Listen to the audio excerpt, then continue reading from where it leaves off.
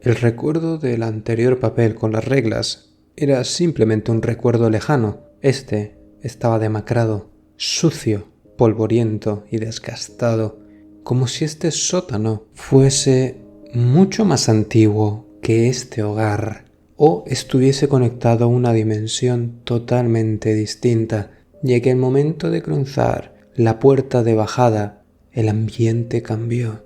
Las paredes estaban demacradas, llenas de cicatrices. Alguien parecía que las había arañado de arriba abajo, de izquierda a derecha, sin seguir un patrón concreto. El papel decía así: si has llegado aquí significa que no son buenas noticias. Significa que la luz se ha ido y he de decirte que tienes peores noticias delante de ti. Este no es un sótano normal. Este sótano adquirió una serie de reglas una vez que mi esposa dejó de ser mi esposa. Así que he de decirte que tienes que llegar al final del mismo y encender el generador. Si sigues estas reglas y coges los utensilios que están en esta caja a la derecha, todo irá lo mejor posible. Tendrás una oportunidad. De lo contrario, no podrás llegar ni siquiera a dar 10 pasos. Regla número 1. Lágrimas de sangre. En la caja hay un frasco que se llama lágrimas de sangre.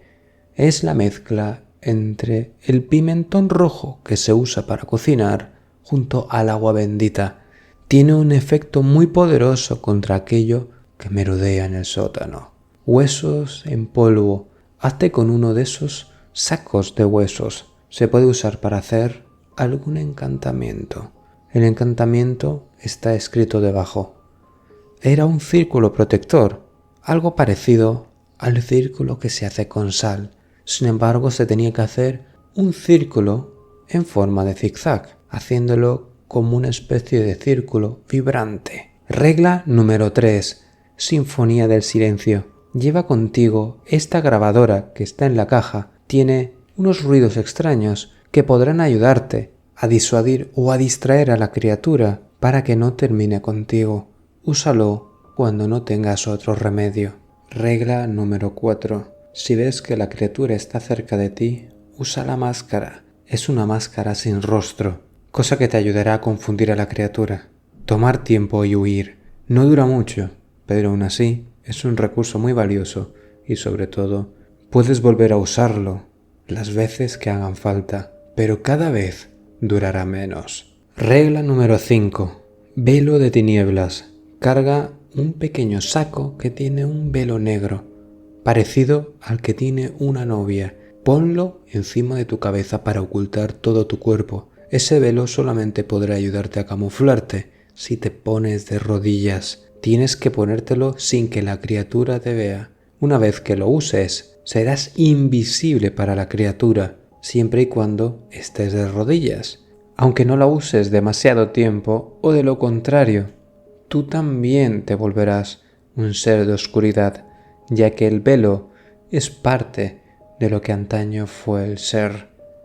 Regla número 6. Cánticos del abismo. Si llegas al generador y logras encenderlo, pero a la vez también escuchas un pitido en tu oído, como si algo hiciese cambiar la presión del lugar, lee una y otra vez hasta que la presión se vaya estas palabras: Morituri salutante. Repítelo una y otra vez hasta que al fin tus oídos estén tranquilos. ¿Por qué las reglas de aquí son mucho más complicadas que las de arriba? No tiene sentido. Pero bueno, ¿acaso las reglas extrañas tienen sentido?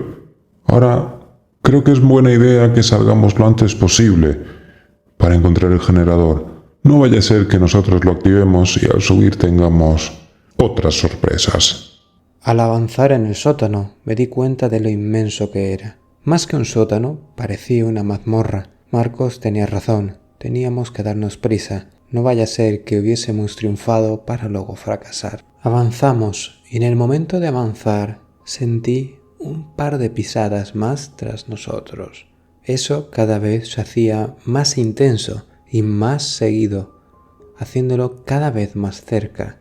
Al recordar lo que había en la caja, encontré uno de esos frascos en uno de mis bolsillos del pantalón.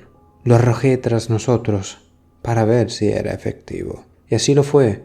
Los pasos se pararon durante un momento, escuchando maldiciones detrás de nosotros. Parecía ser que ese ser no había tardado en nada en detectarnos, así que teníamos que darnos mucha más prisa.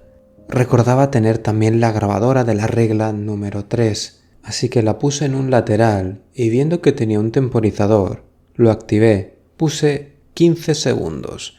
Creía que era más que suficiente. Y así lo fue, ya que nosotros seguimos avanzando por el camino, acercándonos cada vez más al final del sótano.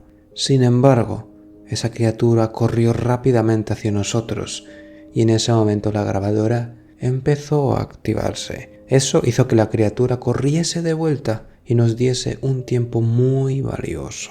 Pero no bastó, ya que nos dimos cuenta que había más de uno de esos seres, y viendo que estaba cerca de mí, decidí ponerme el pelo. Marcos se metió debajo y en ese momento vimos qué eran esos seres. Esos seres estaban hechos de sanguijuelas, haciéndolos una parodia de lo que antes era un ser humano. Parecía ser una mujer, ese ser, que ahora tenía una boca grotesca y unos ojos blancos que no sabía si eran ciegos o muy sensibles a la luz. Decidí no hacer ningún ruido, pero ese ser parecía sentirme. Aún así, ese velo me dio una protección. Nos fuimos arrastrando por el suelo hasta que ese ser marchó en otra dirección, pensando que era alguno de sus compañeros. Avanzamos hasta donde estaba el generador y lo encendimos. Eso, lejos de ser la solución, pasó a ser otro motivo más de incertidumbre. Los seres se veían ahora. Eran dos, y aunque la luz nos ayudaba, también éramos un blanco fácil. Sí, los seres al principio se pusieron las manos en los ojos, cegados por la luz. Sin embargo, pronto se acostumbraron y vieron que sus presas estaban ante ellos. Así que decidí usar el último recurso que tenía a mi alcance. Me puse la máscara blanca. Los seres ahora me veían claramente, y esa máscara parecía ser como una especie de escudo frágil y débil. Los seres al principio me siguieron con la mirada y no me siguieron de lejos. Simplemente me miraron, bloqueados en el suelo. Eso me dio tiempo a acercarme rápidamente a la subida del sótano, a salir de ese condenado lugar. Pero la duración de la máscara fue breve. Me dio tiempo, corriendo, llegar hasta solamente la mitad. Y esos seres eran endiabladamente rápidos. El poco trecho que me quedaba, de escasos 10 metros, ellos lo recorrieron casi en su totalidad, estando a punto de tocarme la espalda en menos de 3 segundos desde el último lugar que ellos estaban petrificados en el suelo. Aún así, recordé que la regla decía que podía usar más de una vez la máscara, así que antes de que llegasen a tocarme, me la volví a poner, y viendo que esos seres se ralentizaban, más que suficiente para que Marcos y yo pudiésemos salir del sótano, escuchando aullidos de dolor y golpes en la puerta del sótano que cerramos a cal y canto. Pero la atmósfera de un hogar pacífico y tranquilo, acogedor y cuidado, que antes había, ahora era simplemente una sombra del pasado. El hogar estaba hecho un desastre. Las pinturas estaban abajo, los sillones tirados y rasgados, las puertas golpeadas y en algunas partes agrietadas. Por suerte, ninguna estaba abierta. Ahora la pregunta es, ¿de dónde provenía el viento? Si no estaba ninguna de las ventanas del sótano, carente de ellas, abierta, ¿de dónde vino entonces el viento que hizo que la luz se apagase? Esa era una duda que me seguía carcomiendo la conciencia. No había un lugar por el que pudiese venir el viento. Miré mi reloj. Eran ya cerca de las 6 de la mañana. Habíamos salido de esta. Sin embargo, ¿a qué precio? La casa estaba hecho un desastre. ¿Y en qué condiciones estaba el loro? Nos miramos los dos con un aire de preocupación. Teníamos que subir de vuelta. Sin embargo, al subir el loro no estaba. Empezamos a mirar por dónde podía haber salido, por dónde podía haber escapado, y nos dimos cuenta que había un lugar en el que no habíamos mirado. Una cuerda colgando estaba delante de nosotros, al lado de la habitación del loro. Era la puerta, una trampilla para subir a un ático. Y cuando subimos por esa escalera plegable, nos dimos cuenta que había una ventana en ese ático, abierta de par en par, con unas marcas de uñas en el marco de esa ventana, unas marcas de un loro que ahora era libre. Habíamos fracasado en nuestra misión y no sabría cómo hacerle frente a las consecuencias que vendrían a continuación, ya que hasta la fecha logré salir con un final feliz en todos mis trabajos, pero ahora ya no. Ahora tenía que hacerle frente a Ágata enfadada y decirle que había fallado en uno de mis encargos. Pero en ese momento, cuando estaba a punto de aceptar la derrota, me negué. Sí, me negué a aceptar la realidad de la derrota. No iba a aceptarlo. Me asomé por la ventana y vi a ese condenado loro encima de una copa de árbol. Estaba cerca de uno de los parques locales. Marcos me miró e entendió a qué me refería y me miró con un tono serio. Estaba de mi lado. Bajamos rápidamente a las escaleras y en el salón, con una de las mantas que cubría uno de los sofás, la cogimos con nosotros. Íbamos a tenderle una emboscada a ese infernal loro. ¿Qué tal si jugamos a un juego con él? Una de las reglas en el hogar era no repetir ninguna palabra 3 veces, ya que eso podría invocar algo peligroso y maligno, pero al hacerlo podremos atraer su atención, ¿no? Marcos tenía razón. Ese plan podría funcionar. Pero, ¿qué habríamos invocado? Bueno, seguro que nos podríamos encargar de eso luego. Eso fue lo que pensé, para mi desgracia. Así que escondiéndome cerca de uno de los árboles que tenía el loro cerca, Marcos se fue a ser el cebo. Yo estaba preparada con la manta para abalanzarme sobre él. Y Marcos, como si fuese el propio gato de Alicia en el País de las Maravillas, se acercó en el rango visual del loro, y éste, con un tono satírico, delante de los ojos juzgantes del loro, dijo: «Eres un loro necio, necio y otra vez necio». El loro se le inyectaron los ojos en cólera, y cerca de él, desde una de las sombras que proyectaba el gran árbol, una de esas sombras tomó forma para ser una espantosa aberración de lo que antes parecía ser un jabalí, que tenía por cola, si se pudiese llamar así, cuchillas. Ambos se abalanzaron sobre nosotros, pero Marcos, viendo que este pájaro cargaba contra él y el jabalí también, corrió en dirección al jabalí. El loro estaba lejos ya de parar su vuelo, y yo, viendo que estaba intentando frenar la caída, lo agarré en pleno vuelo, mientras que Marcos distraía a ese ser inmundo. Estábamos a mitad de camino de la casa.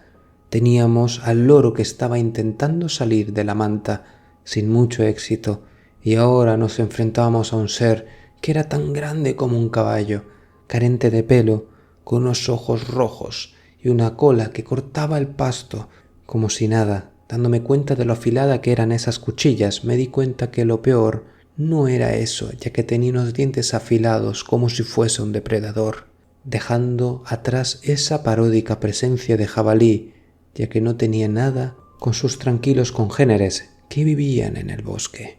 Dimos esquinazo a ese ser, sin embargo, parecía olernos. Cada vez que intentábamos acercarnos a la casa, el ser se interponía en nuestro camino, así que decidimos hacer una jugada muy arriesgada. Cada uno correría por al lado del jabalí, y eso haría que uno de los dos llegase. La estrategia pareció servir, ya que el ser se confundió lo suficiente para no elegir un objetivo rápidamente, haciéndonos ganarle mucho terreno y logrando acercarnos hasta el pomo de la puerta.